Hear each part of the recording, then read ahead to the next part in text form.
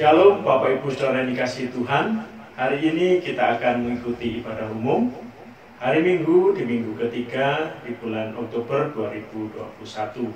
Sebelum kita mulai ibadah kita, ada beberapa pengumuman ibadah dan persekutuan dalam sepekan ini yang perlu kita perhatikan.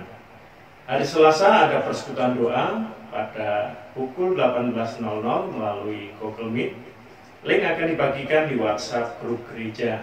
Dimohon semua jemaat bisa mengikuti persekutuan doa ini.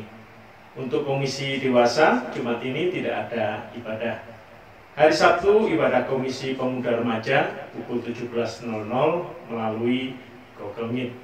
Link akan dibagikan melalui WhatsApp grup komisi pemuda remaja. Mohon perhatiannya untuk pemuda remaja bisa ambil bagian dalam ibadah Komisi Pemuda Remaja. Selanjutnya ibadah Komisi Anak pada hari Minggu pukul 9.00 melalui YouTube Immanuel Kids dan Google Meet. Link akan dibagikan melalui WhatsApp Immanuel Kids. Mohon Bapak Ibu bisa mengajak putra-putrinya untuk mengikuti ibadah Komisi Anak. Untuk ibadah umum Minggu online dapat diakses melalui YouTube Gereja Pantekosta Immanuel Pasuruan. Diharapkan jemaat yang telah mengikuti ibadah untuk mengirimkan absensi melalui WhatsApp komisi atau WhatsApp gereja. Menjelang Natal pada bulan Desember, panitia akan mengadakan acara Natal dan pembagian bingkisan untuk jemaat lansia. Apabila jemaat memiliki kerinduan untuk turut berbagi berkat, dapat memberikan persembahan khusus Natal melalui rekening persembahan gereja dengan menambahkan angka 25 pada akhir nominal persembahan. Untuk lebih lengkapnya jadwal ibadah sepekan ini, jemaat juga dapat membacanya melalui warta gereja yang dibagikan di WhatsApp grup gereja. Dihimbau jemaat untuk turut berdoa dengan pokok-pokok doa yang ada di warta gereja. Demikian pengumuman gereja minggu ini. Selamat beribadah. Tuhan Yesus memberkati kita semua. Amin. Selanjutnya kita berdoa untuk memulai ibadah kita yang dipimpin oleh Ibu Gembala. Shalom jemaat yang dikasihi Tuhan, kita bersyukur kalau hari ini kita boleh kembali beribadah di hadapan Tuhan. Di minggu yang ketiga di bulan Oktober, kita bersyukur penyertaan Tuhan tetap boleh kita rasakan sampai saat ini. Sebelum kita memulai ibadah kita, mari kita bersama-sama bangkit berdiri dan kita mau bersama-sama masuk di dalam doa. Maha besar Engkau Tuhan kami bersyukur buat kasih setia, anugerah, perlindungan Tuhan dalam kehidupan kami. Bapa, hari ini kami datang di hadapan Tuhan sekali lagi. Kami mengucap syukur buat kasih anugerah Tuhan dalam kehidupan kami. Dan hari ini kami boleh datang Tuhan untuk beribadah di hadapan Tuhan. Bapak, sebelum kami lebih lanjut masuk di dalam ibadah kami mohon ampun untuk segala dosa dan kesalahan kami Tuhan. Mampukan kami untuk hidup di dalam kasih. Mampukan kami sesuai dengan kehendak Tuhan. Sehingga sungguh-sungguh nama Tuhan boleh dipermuliakan melalui kehidupan kami. Bapak, hari ini kami datang memohon belas kasihan Tuhan, melayakkan kami untuk boleh memuji Engkau, untuk boleh menaikkan pengagungan kami kepada Tuhan, dan terlebih juga kami boleh belajar akan kebenaran firman Tuhan, sehingga ibadah kami ini Tuhan boleh menjadi ibadah yang berkenan di hadapan Tuhan. Bapak, kami datang di hadapan-Mu hari ini, dan biarlah Engkau berkenan atas ibadah kami dari awal hingga pada akhirnya. Kami serahkan dalam perlindungan Tuhan. Di dalam nama Tuhan Yesus kami berdoa. Amin. Saudara dipersilakan untuk duduk kembali. Mari kita datang sama Tuhan. Kita mau bersyukur sama Tuhan. Perlindungan Tuhan, kebaikan Tuhan selalu menyertai kita.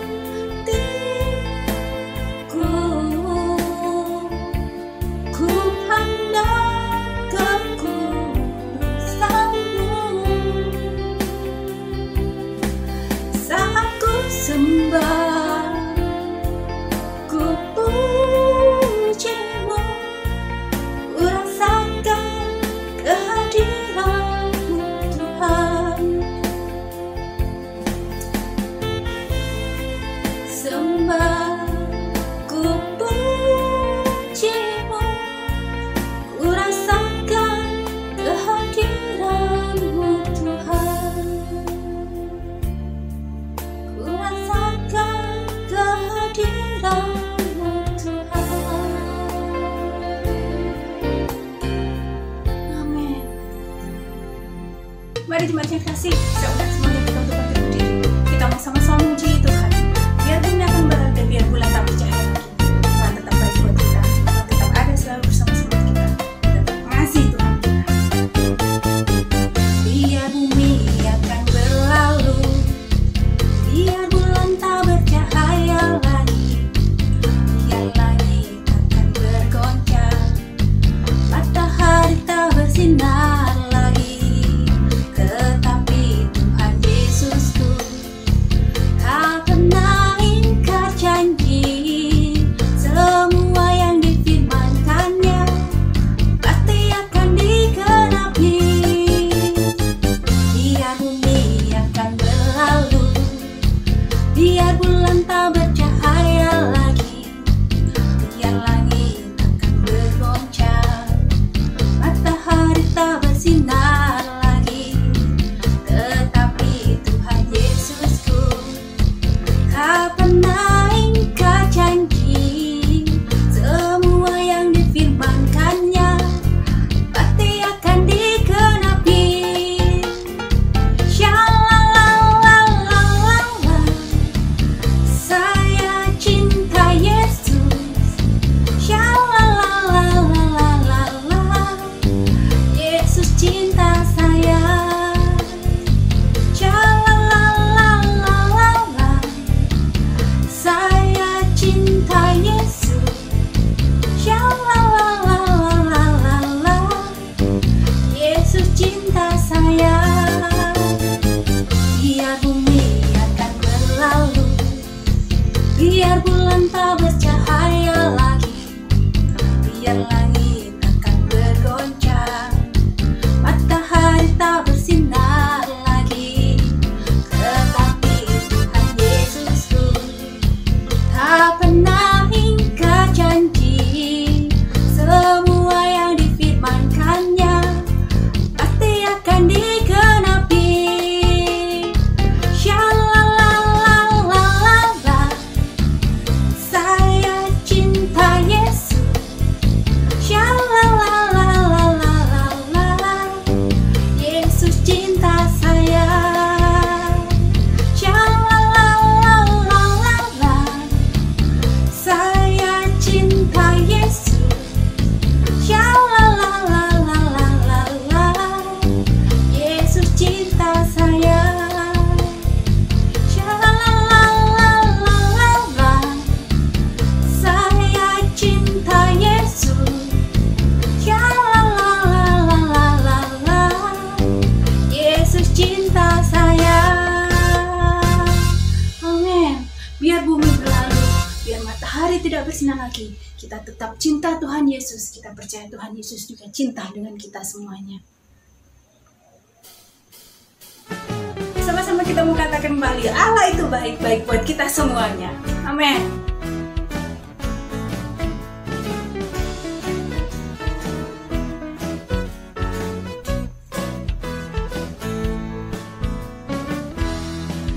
Allah itu baik, sungguh baik bagiku.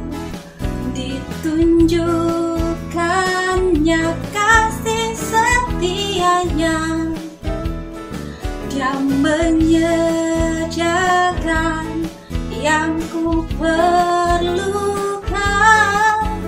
menyatakan kebaikan, menyatakan kebaikan, menyatakan kebaikannya padaku. Kasih setianya tak pernah berubah, dulu, sekarang, dan selamanya. Ajarlah kuasa dalam namanya, Yesusku luar biasa. Amin. Kita percaya bahwa Tuhan kita sangat baik buat kita. Tuhan cinta, Tuhan luar biasa buat kita semuanya. Sama-sama kita bersuka cita mengatakan Allah itu baik buat kita semuanya.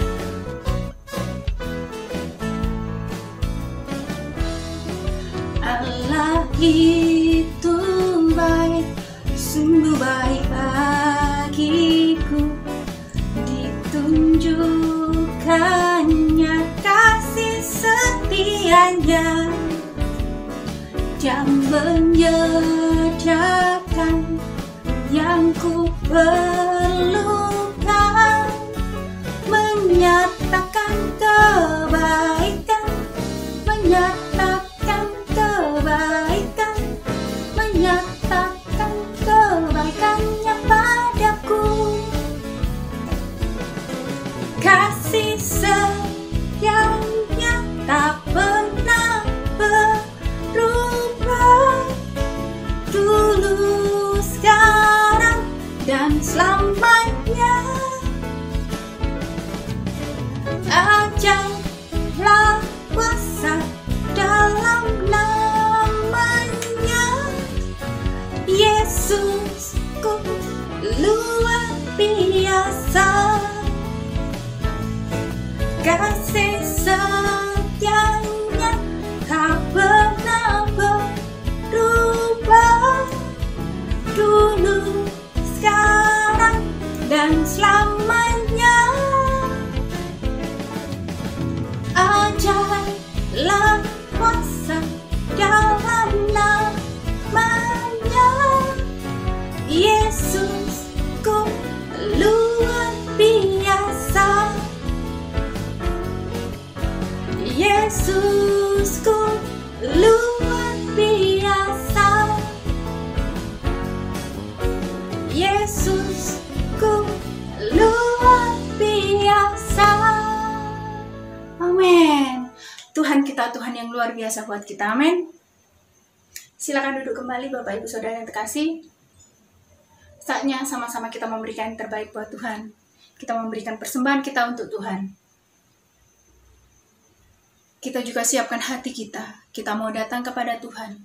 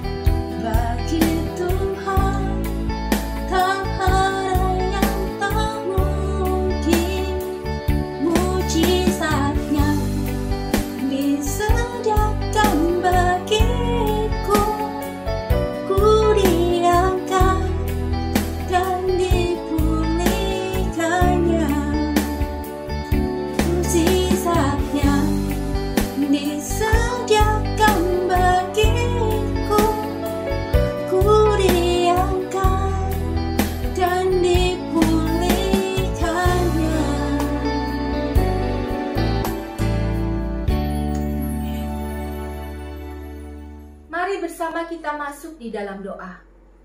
Bapa, sekali lagi kami datang Tuhan di hadapan-Mu. Hari ini kami mau belajar firman Tuhan. Terima kasih buat kesempatan yang Tuhan berikan buat setiap kami. Terima kasih kalau kami masih Tuhan layakkan belajar firman-Mu. Tolong kami Tuhan, arahkan hati kami kepada Engkau dan kepada kehendak-Mu. Sehingga sungguh hati kami Tuhan saat ini tertuju kepada Tuhan berbicara kepada setiap kami. Mampukan kami Tuhan menyingkirkan segala permasalahan, mungkin hal-hal yang masih kami pikirkan dalam hati maupun pemikiran kami. Tuhan, hari ini kami mau fokus kepada firman-Mu dan mengizinkan Kau berbicara kepada setiap kami. Sehingga sungguh kami menjadi anak-anak Tuhan yang semakin diperbaharui oleh firman Tuhan. Kami boleh bertumbuh di dalam kebenaran dan kami sungguh-sungguh menjadi murid-murid Tuhan yang sejati. Kami menyerahkan waktu ini biar Engkau Roh Kudus menguasai hati kami sepenuhnya, memampukan kami mengerti dan juga nantinya kami bisa melakukan firman Tuhan dalam kehidupan kami. Di dalam nama Tuhan Yesus kami berdoa. Amin. Bapak Ibu Saudara dipersilakan untuk duduk kembali. Hari ini kita akan belajar satu kebenaran firman Tuhan yang diambil dari Kisah Para Rasul pasalnya yang kelima. Kita akan membaca ayat yang pertama sampai ayat yang ke-11. Kisah Para Rasul pasal yang kelima, kita akan membaca ayatnya yang pertama sampai ayat yang ke-11. Hari ini kita akan merenungkan sebuah tema, kesalehan palsu. Mari kita bersama-sama membuka Kisah Para Rasul pasal yang kelima, kita membaca ayatnya yang pertama sampai ayat yang ke-11. Saya akan membacakan bagi kita sekalian, Bapak Ibu Saudara bisa mengikuti di rumah masing-masing. Demikianlah firman Tuhan. Ada seorang lain yang bernama Ananias. Ia beserta istrinya Safira menjual sebidang tanah. Dengan setahu istrinya, ia menahan sebagian dari hasil penjualan itu dan sebagian lain dibawa dan diletakkannya di depan kaki rasul-rasul. Tetapi Petrus berkata, "Ananias, mengapa hatimu dikuasai iblis, sehingga engkau mendustai Roh Kudus dan menahan sebagian dari hasil penjualan tanah itu? Selama tanah itu tidak dijual, bukankah itu tetap kepunyaanmu? Dan setelah dijual, bukankah hasilnya itu tetap dalam kuasamu? Mengapa engkau merencanakan perbuatan itu dalam hatimu? Engkau bukan mendustai manusia, tetapi mendustai Allah." Ketika mendengar perkataan itu, rebahlah Ananias dan putuslah nyawanya. Maka sangatlah ketakutan semua orang yang mendengar hal itu. Lalu datanglah beberapa orang muda, mereka mengapani mayat itu, mengusungnya keluar dan pergi menguburnya. Kira-kira 3 jam kemudian masuklah istri Ananias, tetapi ia tidak tahu apa yang telah terjadi. Kata Petrus kepadanya, "Katakanlah kepadaku, dengan harga sekiankah tanah itu kamu jual?" Jawab perempuan itu, "Betul, sekian." Kata Petrus, "Mengapa kamu berdua bersepakat untuk mencobai Roh Tuhan? Lihatlah, orang-orang yang baru mengubur suamimu berdiri di depan pintu, dan mereka akan mengusung engkau juga keluar." Lalu rebahlah perempuan itu seketika itu juga di depan kaki Petrus, dan putuslah nyawanya. Ketika orang-orang muda itu masuk, mereka mendapati dia sudah mati. Lalu mereka mengusungnya keluar dan menguburnya di samping suaminya. Maka sangat ketakutanlah seluruh jemaat dan semua orang yang mendengar hal itu. Amin. Sedemikian jauh pembacaan firman Tuhan. Yang berbahagia ialah kita yang bukan hanya sekedar membaca firman Tuhan, tetapi juga yang mau merenungkan dan bahkan melakukannya dalam kehidupan kita. Bapak Ibu Saudara, suatu kali seorang remaja bercerita kepada saya, dia lagi sebel sama mamanya. Kenapa? Katanya kemarin mamanya itu ketemu dengan temennya. Terus mamanya itu cerita, intinya kalau di rumah itu katanya, "Aku ini lebih banyak main kak daripada bantuin mama atau daripada belajar." Terus saya bertanya, "Loh kenapa kamu sebel? Memangnya kalau kamu di rumah kamu rajin ya? Makanya kamu sebel karena mamamu mengatakan yang nggak sebenarnya." Terus dia bilang gini, "Enggak kak, memang sih saya males." Nah, terus kenapa kok kamu sebel sama mama karena mama mengatakan yang sebenarnya? Apa mama disuruh bohong? Kemudian dia berkata, "Ya sekalipun benar nggak perlu diomongin ke orang lain lah kak. Kan aku jadi jelek di mata mamanya temanku, juga jelek di mata teman-temanku kan kak." Bapak Ibu Saudara, dari kejadian semacam ini kita tahu ya bahwa citra diri seseorang itu penting. Ya, manusia mau melakukan apa saja untuk menampilkan diri yang baik di mata orang lain. Usaha manusia seringkali memang berhasil membuat dirinya tampil baik, terlihat saleh. Tetapi apakah kemudian yang jadi pertanyaannya, apakah itu kebaikan yang sesungguhnya atau kesalehan yang sesungguhnya? Terlihat dan dinilai baik itu memang menyenangkan, Bapak Ibu Saudara. Namun jika tidak dibarengi dengan perubahan yang sesungguhnya dari dalam dirinya, maka bisa jadi itu menjadi satu bahaya di dalam karakter Kristen, yaitu apa? Kesalehan yang palsu atau yang disebut dengan kemunafikan. Inilah yang kita lihat dari bacaan kita pada hari ini. Jemaat mula-mula dicatat sebagai contoh jemaat ideal dengan banyak teladan baik bagi kehidupan kekristenan. Jika kita melihat di Alkitab kita dari pasal 1 sampai pasal 4, Lukas itu memberikan satu laporan yang cukup rinci tentang kemajuan Injil dan kualitas iman orang-orang percaya pada waktu itu. Setelah mereka percaya kepada Yesus, mereka hidup saling mengasihi satu dengan yang lain, bahkan dikatakan seperti keluarga sendiri. Mereka hidup saling mengasihi, mereka hidup saling menghormati, bahkan mereka kemudian mencukupkan satu dengan yang lainnya. Di pasal 4 ayat 32 sampai 37, Bapak Ibu Saudara boleh baca. Di situ dicatat satu kondisi ideal yang menjadi cara hidup jemaat yang pertama. Bahkan kemudian di ayat 36 ada seorang yang bernama Yusuf yang disebut oleh para rasul sebagai Barnabas. Ia kemudian menjual ladang miliknya dan membawa uangnya. Dia persembahkan itu semua di hadapan para rasul. Satu tindakan kasih yang luar biasa. Dia menyadari bahwa jemaat, dia menyadari bahwa sesamanya, keluarga dalam imannya itu membutuhkan. Dan dia menjual ladang miliknya dengan sukacita, bahkan kemudian mempersembahkan seluruh hasilnya di depan para rasul untuk dipergunakan bagi hidup jemaat pada waktu itu. Bapak Ibu Saudara, saya percaya pada waktu itu ada banyak orang kemudian membicarakan, bahkan mengagumi apa yang dilakukan oleh Barnabas, bukan? Komunitas itu merasakan dampak dari persembahan kasih Barnabas bagi kelangsungan kehidupan jemaat mula-mula itu. Tidak salah kalau yang dilakukannya itu menjadi inspirasi juga bagi banyak orang. Kemudian ada banyak orang memberi apa yang mereka miliki bagi jemaat mula-mula, bagi sesamanya, dipergunakan bersama bagi kepentingan umat Tuhan. Inspirasi inilah yang kemudian kita lihat di bagian ini, Bapak Ibu Saudara. Di ayat 1 dalam pasal 5 yang tadi kita baca, diawali dengan kalimat, ada seorang yang lain. Bapak Ibu Saudara, Ananias dan Safira adalah suami istri yang terinspirasi dengan apa yang dilakukan oleh Barnabas pada waktu itu. Mereka kemudian menjual sebidang tanah milik mereka juga. Namun di ayat yang kedua, ada satu catatan, Bapak Ibu Saudara. Dengan setahu istrinya, Ananias kemudian menahan sebagian dari hasil penjualan itu. Dan sebagian lainnya dibawa ke depan para rasul. Tindakan yang seharusnya sangat baik, bukan? Namun di ayat 3, Petrus berkata, hati mereka dikuasai oleh iblis. Mereka bahkan kemudian mendustai Roh Kudus. Karena apa? Karena ternyata mereka tidak memberikan seluruh hasil penjualan tanahnya, tetapi berlagak seolah-olah mereka memberikan seluruhnya, sama seperti yang dilakukan oleh Barnabas. Sebenarnya mereka tidak harus menjual tanah itu, bukan? Bahkan kalaupun menjual, mereka juga tidak wajib memberikan seluruhnya untuk dipersembahkan. Yang jadi masalah dalam bagian ini adalah motivasi mereka yang ingin mendapatkan pengakuan dan pujian yang sama seperti yang didapatkan oleh Barnabas, tetapi bukan didasari oleh karena kasih seperti yang dilakukan rekannya. Tetapi motivasinya adalah untuk kepentingan dirinya sendiri, untuk mendapatkan pujian dan untuk mendapatkan pengakuan dari sesamanya. Bapak Ibu Saudara, bukankah yang dilakukan oleh jemaat Kristen yang pertama dengan saling memberi itu bukan karena peraturan atau hukum agama yang ditetapkan oleh para rasul, tetapi memang karena tindakan yang digerakkan oleh kasih di antara mereka.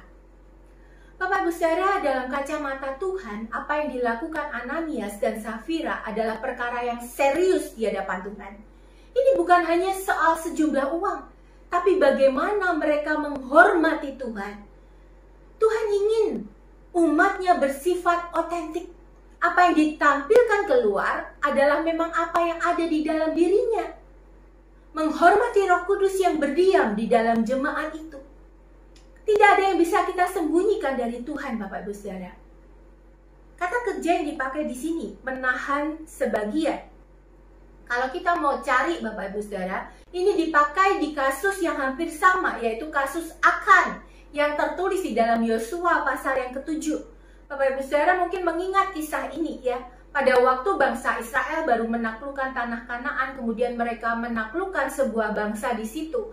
Akan kemudian mengambil sebagian dari rampasan yang Tuhan sebenarnya perintahkan untuk dikhususkan bagi Tuhan. Akan menginginkan rampasan itu karena dia tertarik dengan harta. Dia ingin menyimpannya untuk dirinya sendiri. Bapak Ibu Saudara, kata kerja yang sama juga dipakai di dalam Titus pasal yang kedua ayat yang ke-10. Ya, kita baca ya. Bapak Ibu Saudara, Titus pasal yang kedua ayat yang ke-10 dikatakan, jangan curang, tetapi hendaknya selalu tulus dan setia, supaya dengan demikian mereka dalam segala hal memuliakan ajaran Allah, Juru Selamat kita. Kata curang di sini menggunakan kata kerja yang sama seperti menahan sebagian yang dilakukan oleh Ananias dan Safira. Maka bisa kita ambil kesimpulan bahwa tindakan Ananias dan Safira adalah satu tindakan curang. Bukan karena mereka menyerahkan sebagian hasil penjualannya, tapi karena mereka berlagak seperti seolah-olah mereka memberikan seluruh persembahannya kepada Tuhan. Mereka sedang mencari reputasi palsu. Mereka tidak mau rugi banyak, tapi kemudian ingin mendapatkan citra diri yang baik. Demi apa? Demi kemuliaan dirinya sendiri. Jelas yang mereka lakukan bukan bertujuan memuliakan Tuhan, tapi diri mereka sendiri. Bapak Ibu Saudara, kemunafikan adalah kebohongan yang disengaja dengan tujuan membuat orang lain mengira mereka lebih rohani daripada yang sebenarnya. Bukannya berupaya, berusaha keras untuk menjadi saleh, tapi mereka sedang berupaya atau berusaha keras untuk terlihat saleh. Tuhan tidak ingin umatnya bersaing membangun reputasi yang palsu, berusaha mendapatkan penghargaan dan pujian dari orang lain dan bukan dari Tuhan. Pernah satu kali di satu tempat gitu ya, saya pernah mendengar orang berkata demikian. Ayo kita buat dekorasi yang heboh yuk. Kita buat Natal tahun ini lebih heboh yuk dari tahun yang lalu. Jangan jadi Natal yang biasa-biasa saja. Kita harus lebih baik dari si dekor sebelumnya. Tunjukkan kalau kita bisa. Bapak Ibu Saudara, ketika kita diberi kesempatan melayani, mau memberikan yang paling baik, itu tidak salah. Justru itu baik sekali. Tapi tunggu dulu, apa dulu motivasinya? Apakah hanya untuk mendapatkan pujian, menjadi yang lebih baik, lebih mampu dibandingkan dengan sesama pelayan yang lainnya? Atau memang karena motivasi yang murni untuk menyenangkan hati Tuhan? Bapak Ibu Saudara sekalian, kalau kita ingin punya reputasi yang baik di hadapan orang, itu tindakan yang baik. Bukankah memang Tuhan Yesus memerintahkan kita untuk berbuat baik agar terang kita bercahaya di depan orang, supaya Bapa kita di surga dimuliakan? Reputasi atau nama baik adalah keharusan, karena itu kesaksian hidup orang percaya. Tetapi sengaja membangun reputasi yang tidak sesuai dengan diri kita yang sesungguhnya adalah hal yang berbeda. Ini yang disebut kemunafikan. Bapak Ibu Saudara, kekuatan kesaksian kita bukan terletak pada reputasi yang coba kita tampilkan, tapi sesungguhnya terletak pada karakter kita. Berusaha untuk menjadi saleh, bukan terlihat saleh. Tuhan ingin kita fokus membenahi karakter yang di dalam. Karena itulah nanti yang akan terpancar keluar dan dilihat oleh banyak orang, menjadi kesaksian bagi nama Tuhan. Ada banyak orang berusaha memoles apa yang nampak keluar dengan berbagai cara, bukan? Bahkan kadang memakai cara menjelekkan orang lain dalam upaya membuat dirinya terlihat baik, membuat dirinya diakui oleh orang banyak. Orang seperti ini biasanya melupakan satu kebenaran dasar, bahwa Tuhan ada bersama dengan kita. Tuhan yang Maha Tahu itu tidak bisa dibohongi dengan tampilan kerohanian yang palsu. Mungkin kita bisa membohongi orang lain, Bapak Ibu Saudara. Bisa saja memang kita mendapat pujian dan sanjungan dari orang lain seperti yang kita harapkan. Mungkin kita bisa bilang bahwa hukuman yang terjadi pada Ananias dan Safira tidak akan terjadi pada diri kita. Toh, ketika kita melakukannya, kita tidak mati mendadak seperti ketika Ananias dan Safira melakukannya. Namun, Bapak Ibu Saudara, kita tidak akan pernah bisa mendustai Tuhan. Apa yang selama ini kita bangun, Bapak Ibu Saudara? Apakah kita memang fokus untuk membangun karakter kita menjadi serupa dengan Kristus? Atau kita tergoda membangun reputasi kita di mata orang lain? Reputasi itu mudah pudar, bahkan kemudian hancur, Bapak Ibu Saudara, karena satu atau dua kesalahan yang kita lakukan. Tapi dari karakter kita lah, kita kemudian dikenal. Orang yang fokus membangun reputasi biasanya justru sedang menghancurkan karakternya. Kenapa demikian?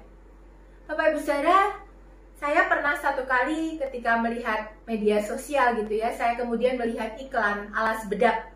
Bapak Ibu Saudara tahu alas bedak ya, bedak dasar. Berupa cairan ya, liquid gitu ya, yang kemudian dipakai untuk menutup noda. Dan alas bedak itu dikatakan bisa menutup noda dengan sempurna, Bapak Ibu Saudara. Bahkan kemudian gambar tato pun di tubuh seseorang bisa ditutup dengan sempurna dan tidak terlihat sama sekali dengan alas bedak itu. Itulah yang diharapkan orang ketika memakai make up, bukan? Menutupi kekurangannya. Noda jerawat bisa tertutup. Pori-pori yang besar bisa disamarkan. Garis keriput bisa dipoles sejenak. Memberikan pewarna pipi supaya merona dan terlihat segar. Memberikan warna pada bibir biar tidak pucat. Dengan make up, kita bisa mendapatkan wajah seperti yang kita ingin tampilkan kepada orang lain. Seperti itulah Bapak Ibu Saudara gambaran kita ketika kita membangun reputasi. Waktu make up dihapus atau ketika kita berkeringat dengan deras, Bapak Ibu Saudara, maka make up itu akan luntur dan akan terlihat aslinya, bukan? Tetapi membangun karakter itu seperti orang yang sadar kalau kulitnya tuh kusam dan banyak noda. Kemudian dia berusaha memperbaiki dirinya. Dia memperbaiki pola makannya, banyak makan buah, banyak makan sayur, menghindari asap rokok, asap-asap yang lain, menghindari makanan yang mengandung banyak zat kimia, memperbaiki pola tidurnya. Kemudian dia mengkonsumsi air dengan cukup, mengelola stres, melakukan perawatan kulit dengan tepat, membersihkannya sebelum dia tidur, dan bahkan justru kemudian orang-orang seperti ini akan menghindari penggunaan make up yang berlebihan setiap harinya. Nah, dari proses yang dilakukan itu, maka nantinya dia akan mendapatkan kulit yang baik, make up yang tebal. Proses seperti ini tentu tidak instan, Bapak Ibu Saudara, dan butuh bayar harga. Perlu waktu yang cukup lama, bahkan dibutuhkan kemauan yang keras dan kesungguhan. Begitu pula ketika kita berkata kita ingin membangun karakter. Memang tidak pernah mudah. Perlu proses yang kadang panjang dan melelahkan. Perlu kesediaan untuk bayar harga. Perlu kemauan untuk menyangkal ego kita. Mempersilahkan Tuhan mengoreksi hal-hal yang buruk dalam diri kita. Cara pikir, kebiasaan kita yang buruk. Pola hidup kita yang tidak sesuai dengan kebenaran. Dan kemudian itu diperbaharui dengan firman Tuhan. Bapak Ibu Saudara, karakter kita menunjukkan sejauh mana kita ini adalah orang-orang yang mengizinkan Tuhan bekerja, membenahi, bahkan membentuk kita menjadi semakin indah di hadapan Tuhan. Orang yang mengenal kita, mereka bukan hanya kemudian memuji kita dan memberikan reputasi yang baik pada diri kita, tapi terlebih juga bisa memuji karya Allah dalam hidup kita. Bapak Ibu Saudara, di ayat yang kelima, kalau kita baca dalam pasal yang kelima, ya, di ayat yang kelima dan ayat yang ke-11 dikatakan demikian. Ketika mendengar perkataan itu, rebahlah Ananias dan putuslah nyawanya. Maka sangatlah ketakutan semua orang yang mendengar hal itu. Ayat 11. Maka sangat ketakutanlah seluruh jemaat dan semua orang yang mendengar hal itu. Bapak Ibu Saudara melihat apa yang terjadi pada Ananias dan Safira, maka seluruh jemaat dan semua orang yang melihatnya menjadi sangat ketakutan. Mereka diteguhkan kembali untuk mengenal Tuhan yang mereka percayai. Tuhan yang tidak bisa dibohongi. Tuhan yang kudus. Tuhan yang tidak bisa dipermainkan.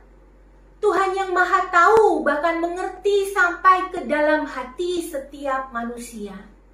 Bapak Ibu Saudara, ketakutan yang ditulis di bagian ini adalah ketakutan yang bukan sekedar ketakutan saja, tetapi ketakutan rasa takjub dan hormat kepada Tuhan. Mungkin sebagai sesama jemaat mereka tidak bisa melihat motivasi yang tersembunyi dari Ananias dan Safira. Tapi ternyata Tuhan yang mereka sembah itu tahu. Tuhan mampu menyatakan apa yang palsu dalam diri manusia. Bapak Ibu Saudara, firman Tuhan hari ini mengajar kita untuk melihat ke dalam diri kita sendiri. Terlihat saleh, mendapatkan nama di hadapan orang lain itu memang menarik. Dan seringkali itulah yang kita kejar, bukan? Status, nama, gelar.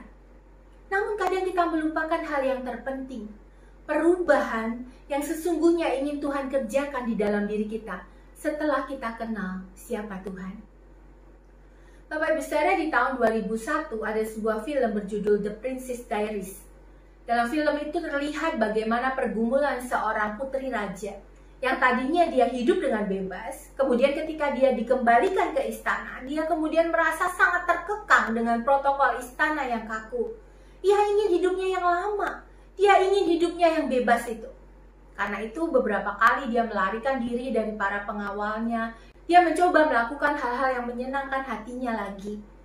Sampai akhirnya Bapak Ibu Saudara terjadi skandal yang diciptakan oleh para paparazzi yang mengikuti apa yang dilakukannya dengan kemudian membuat cerita-cerita yang menghebohkan tentang dirinya. Bapak Ibu Saudara, lama-kelamaan putri ini sadar bahwa dirinya memang berbeda dengan warga biasa.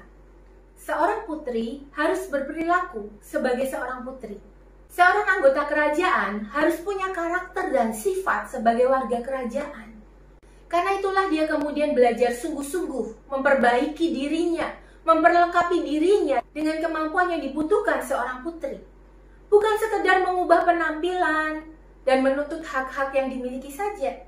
Dia bukan hanya sekedar memakai baju para putri, tetapi status itu kemudian juga dibarengi dengan karakter dan perilaku yang sesuai dengan statusnya. Bapak Ibu Saudara, ketika kita percaya kepada Yesus, Tuhan sudah memberikan status yang baru kepada kita. Kita ini anak-anak Tuhan. Sebagai orang yang sudah dibenarkan. Seharusnya yang kita lakukan adalah mengizinkan Tuhan kemudian memproses diri kita, karakter kita, sifat kita, sehingga kita menjadi semakin serupa dengan Yesus, bukan? Kita diberikan status yang baru bukan untuk menampilkan kesalehan yang palsu.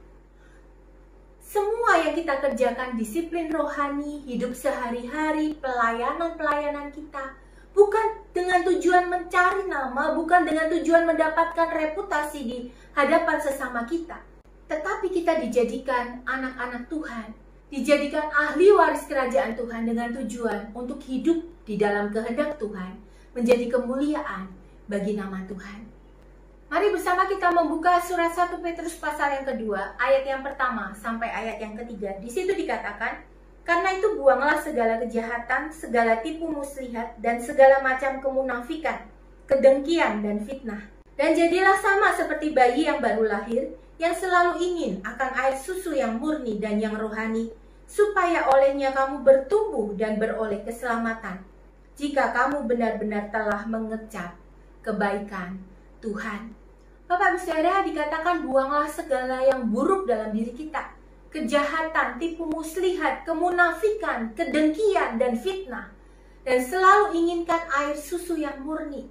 Hal-hal yang benar. Hal-hal yang dari Tuhan saja. Kenapa harus demikian Bapak Ibu Saudara?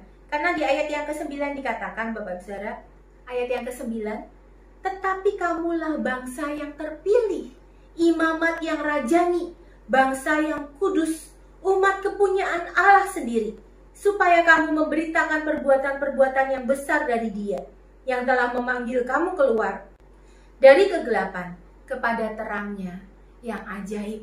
Bapak Ibu Saudara, kita adalah bangsa yang dipilih oleh Tuhan, imamat yang rajani, bangsa yang sudah dikuduskan, bahkan disebut sebagai umat kepunyaannya sendiri. Karena itu kita harus punya hidup yang otentik. Kita harus belajar hidup seperti yang Tuhan maksudkan kita hidup, supaya kita bisa dipakai memberitakan perbuatan-perbuatan besar dari Tuhan yang sudah memanggil kita dari gelap kepada terangnya yang ajaib. Biarlah Tuhan yang memampukan kita melakukan kebenaran firman Tuhan ini. Tuhan Yesus memberkati kita. Mari Bapak Ibu Saudara, kita masuk di dalam doa.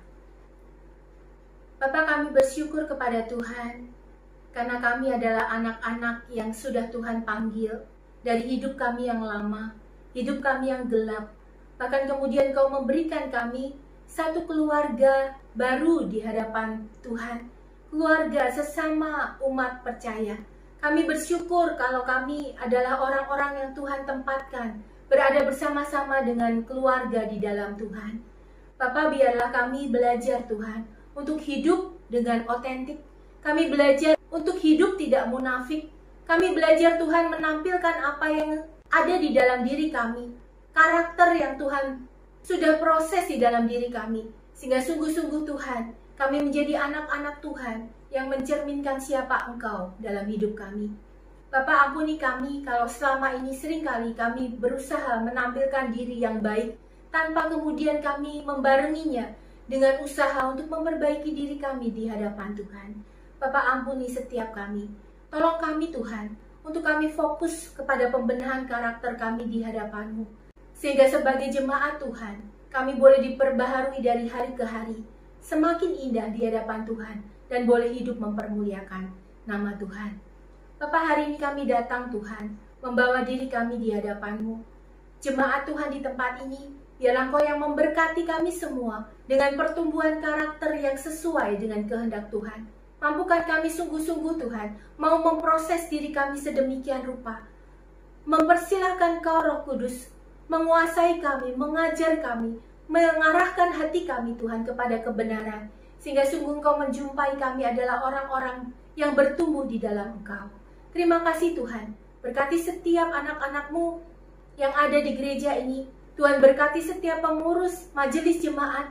Tuhan, tolong kami semua, sehingga satu sama lain kami boleh menjadi teladan, dan kami boleh menjadi kesaksian yang indah bagi nama Tuhan. Terkhusus Tuhan, buat kota ini, kami boleh tampil sebagai anak-anak Tuhan yang dikenal oleh orang-orang banyak, memiliki hidup yang sesuai dengan kehendak dan rencana Tuhan. Terima kasih Bapak. Berkati gereja-Mu dan kegiatan selama seminggu ke depan kami mau serahkan ke dalam tangan Tuhan. Biar Engkau yang mau beracara di setiap kegiatan yang ada. Dan biarlah itu semua boleh membawa setiap jemaat semakin lebih indah di hadapan Tuhan. Semakin mengenal Engkau, semakin mengerti apa yang menjadi kehendak Tuhan di dalam kehidupan kami. Terima kasih Tuhan, terima kasih. Dan kami mau mengakhiri ibadah kami Tuhan pada hari ini dengan doa yang Tuhan ajarkan kepada setiap kami. Bapa kami yang di surga, dikuduskanlah nama-Mu. Datanglah kerajaan-Mu, jadilah kehendak-Mu di bumi seperti di surga. Berikanlah kami pada hari ini makanan kami yang secukupnya. Dan ampunilah kami akan kesalahan kami, seperti kami juga mengampuni orang yang bersalah kepada kami. Dan janganlah membawa kami ke dalam pencobaan, tetapi lepaskanlah kami daripada yang jahat. Karena Engkau-lah yang mempunyai kerajaan dan kuasa dan kemuliaan sampai selama-lamanya. Amin. Mari saya mengundang kita semua bangkit berdiri dan kita akan menaikkan Bapa, terima kasih.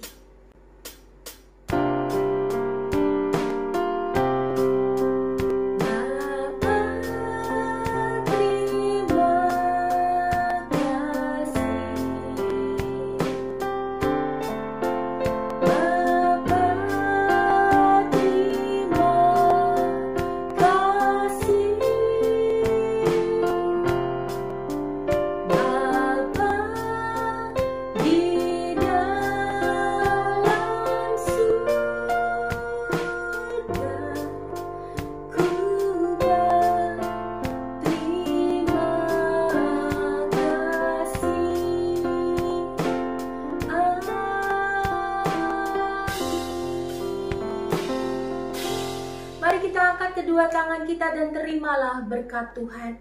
Kiranya kasih setia dari Allah Bapa kita, penebusan Kristus Yesus Tuhan kita, penghiburan, kekuatan, arahan dari Roh Kudus Tuhan kita, menyertai setiap kita mulai dari saat ini hingga Maranatha, yaitu ketika Kristus datang untuk yang kedua kalinya. Biarlah yang percaya bersama saya katakan, amin. Selamat hari Minggu, Tuhan Yesus memberkati kita.